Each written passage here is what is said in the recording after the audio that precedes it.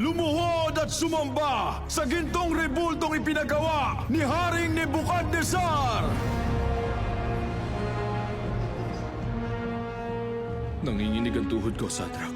Anong mangyayari sa atin? Naaalala mo kanina nung naiisip mong hindi mo kakayanin.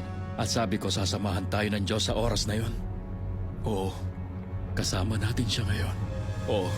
Pinalalakas ng Diyos ang kalooban ko. At sino man sa inyo ang hindi sumunod ay iahagi sa naglalagablab na pugon! Nagkakaisa ba tayo? Oo.